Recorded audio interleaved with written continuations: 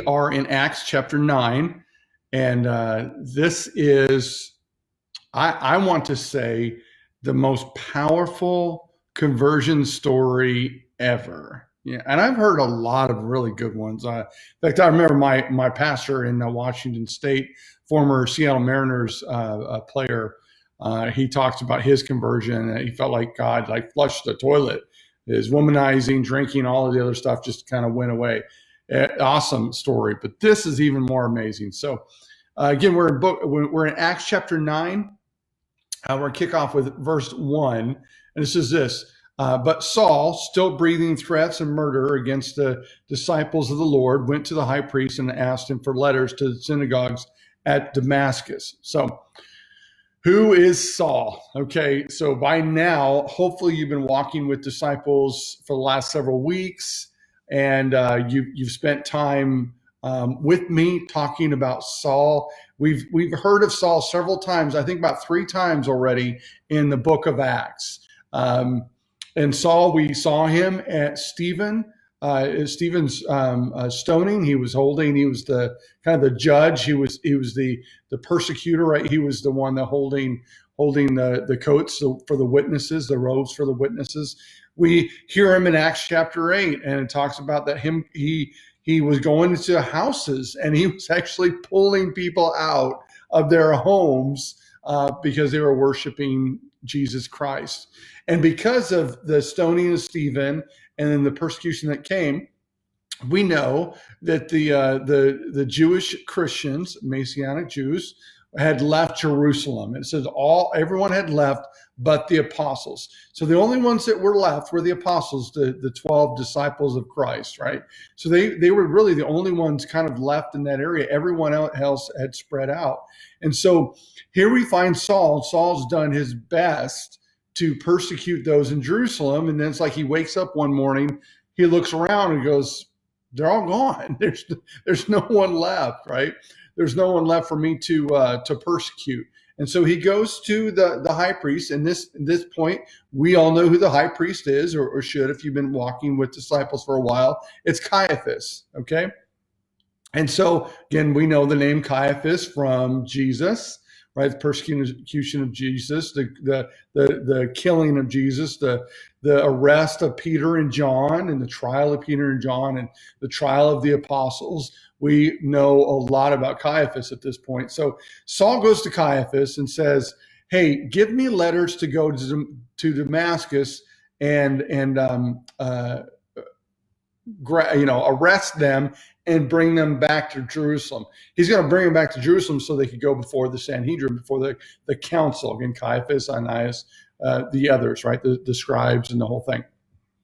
And so he goes to Damascus because at this point he's heard there's a lot going on in Damascus. And Damascus is about a 40-mile trip. Would have taken about a week on foot to get there. And so he's on his way. He says, "Give me this stuff." So at the end of verse 2, he says, "So that if he found any belonging to the way, men or women, he might bring them bound to Jerusalem." He wanted to bring them bound. Now, I love that this is the first time we've heard this new, call it a religious sect, whatever you want to call it, the believers of Christ being called anything, and they're called the Way. In fact, 4 times within the New Testament, we find out they're called the Way. They're not called Christians until Antioch, until later on in the book of Acts is where we end up hearing this new name. But they were called the Way. They were considered the Way. And man, that is just so telling. Think about what we've been talking about walking with disciples. Think about what we were talking about with the book of James, becoming not just an ordinary Christian. What we talked about becoming nobody, like becoming a disciple. We've talked about that it's not just a label, it's a way of life. And it was such a way of life for these early Christians that's how they were known, as the Way. So it says, so if he found any belonging to the Way. Isn't that just what an awesome way to describe true Christianity? Man, I hope that's how they look at you and I. That when they look at us, they don't just say, "Oh, they're Christians."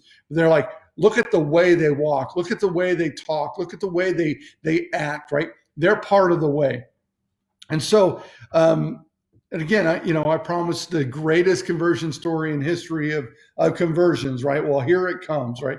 Because again, we got to understand who Saul was.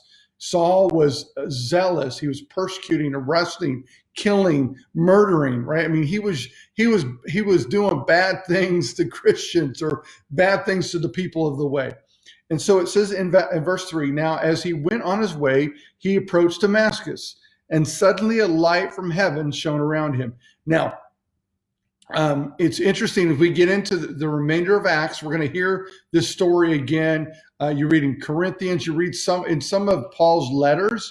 He explains a little bit more of details than Luke does here on what happened. So we know one thing. We know this is about midday. So when the sun was the brightest, and he said, Paul says, or Saul, we'll call him Saul for now. He will become Paul, right? Saul says that it was bright outside, but that light that shone was even brighter than the sun at the highest peak of the sun. That when the sun was the strongest, it was the highest. And he says that suddenly a light from heaven shone around, and falling to the ground, he heard a voice saying to him, Saul, Saul, why are you persecuting me?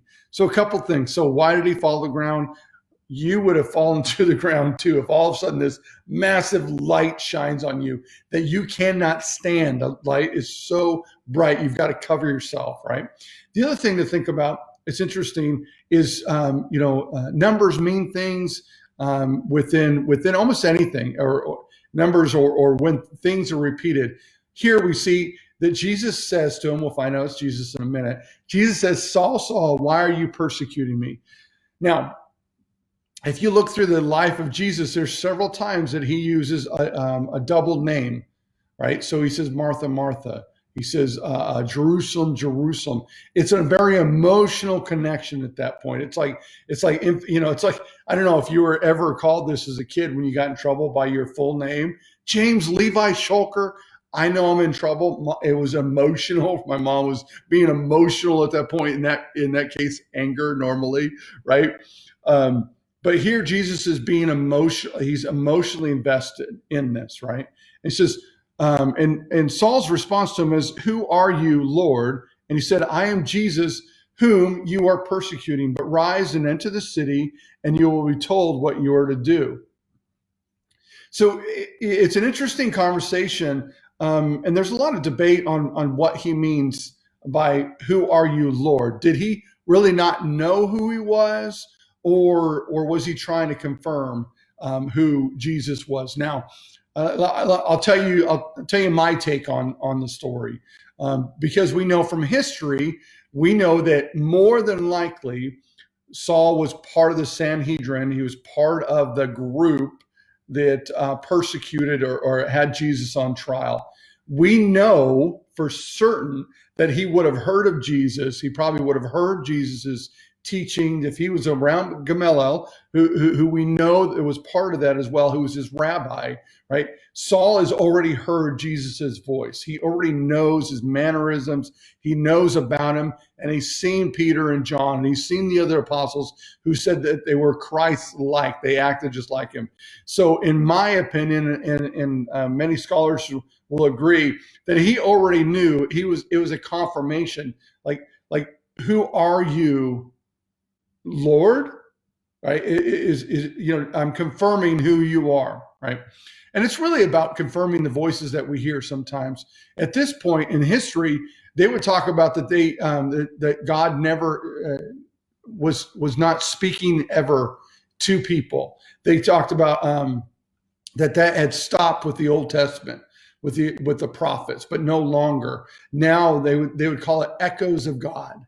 Right, it was an interesting term, and we hear echoes of God's voice, but we don't hear from him specifically. And so Saul's going, "Hey, this is not an echo. I actually hear the Lord's voice." And then Jesus says, "Hey, I'm Jesus. You know me, okay?" And Jesus was a common name. It's like John, right? Just a common name. Or James, right? There's a lot of Jameses out there, but Jesus was a common name at that point.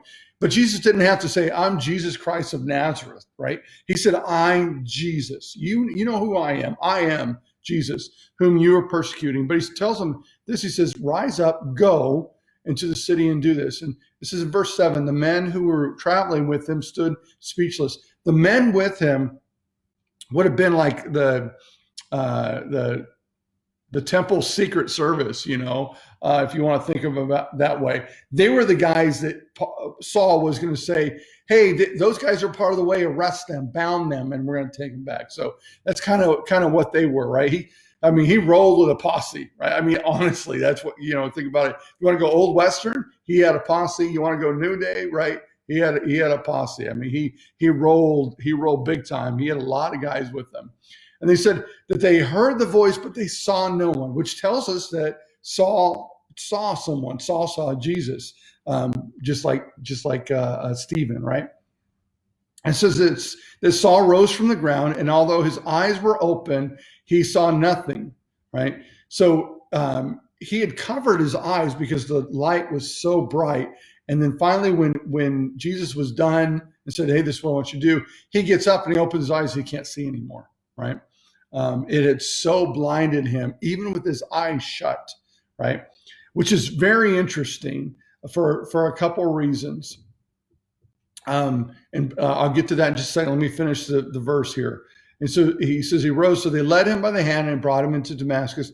And for 3 days, he was without sight and neither ate nor drank. There's that 3 again. There's another opportunity to see that God is working. God is revealing himself through creation. So what's the deal about his eyes? Now, understand something. Okay. So the eyes, again, the windows to the soul. Okay. So what do we know about Saul? Saul was blind. Now, I'm not talking physically blind at this point, but I'm talking spiritually blind, okay? So what do I mean by that? Remember, everything he did, everything Saul did, he was doing for God, or believed he was doing for God. He was so zealous. He was so eager to persecute those that were following the way, were Christians, that he was doing this, but he was spiritually blind. And how telling is it that when Jesus appears, Saul covers his eyes and says, I'm not going to look at the glory of God. I'm pausing. The video did not freeze. I'm pausing. I want you to think about that. He so covered himself. He said, I'm not going to look at the glory of God. And then finally, when he gets up to look, he can't see at all.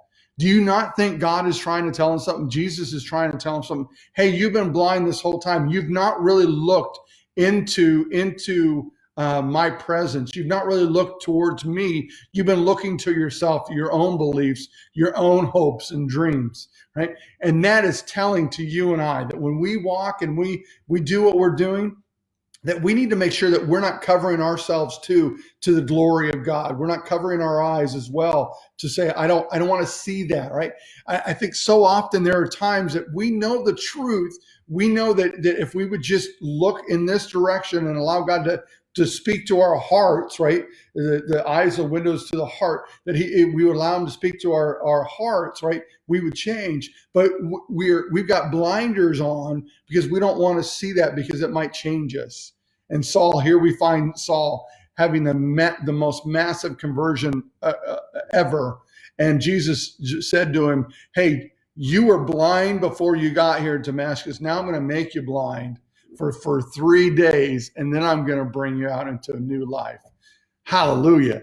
I'm sorry, that excites me. So we're going to talk tomorrow about when he gets to Damascus and this man named Ananias and God's word to him. So love you guys. Talk to you tomorrow.